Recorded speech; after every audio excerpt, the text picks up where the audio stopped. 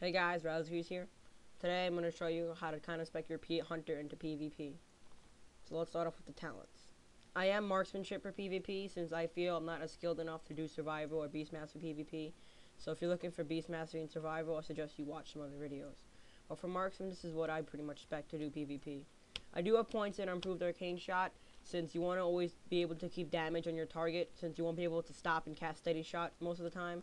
So you want to keep that up. I don't plan to get improved concussive shot since concussive barrage is pretty much always up all the time, so it doesn't really matter if you have improved concussive shot or not. You don't want improved steady shot because you're really never gonna cast steady shot if you're always moving around like I am, so you never really want to get that. I request putting one in here because you just want to keep mana. You never want to resort to using Aspect of the Viper because then you won't be able to do any damage and they'll kill you. You want piercing shots, definitely. You want silencing shot to silence the healer. You definitely want mark for death and chimera shot. Pretty much standard set. On the survival tree, you want to put 5 in here. You always want to be able to track humanoids so you can do more damage. You always want to keep Hawkeye on.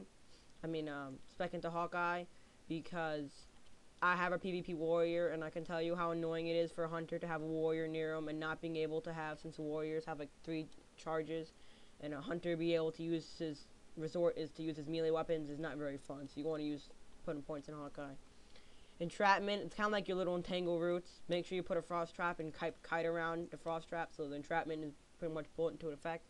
You want survival instincts if you don't have a healer with you. I was just getting it if you even had a healer, but I put it in here because the reduced damage is very helpful. I put 1 stamina since there was pretty much no other point to put it.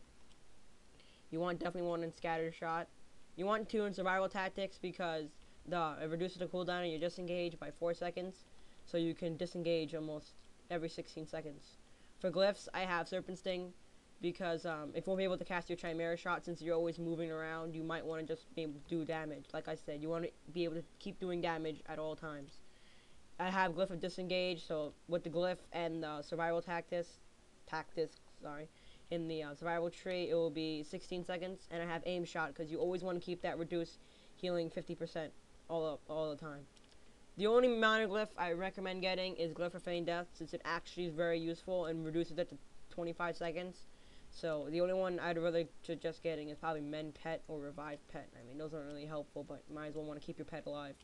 For a pet, I do use Spider or Crab. I like to use Crab if I'm using a healer because it has a Roar of Sacrifice ability, which makes them incapable of getting critical striked on. So it's actually very helpful. And I use a Spider for my 3v3 team because I don't have any healer in my 3v3 team. So thanks for watching this video, guys, and good luck to you.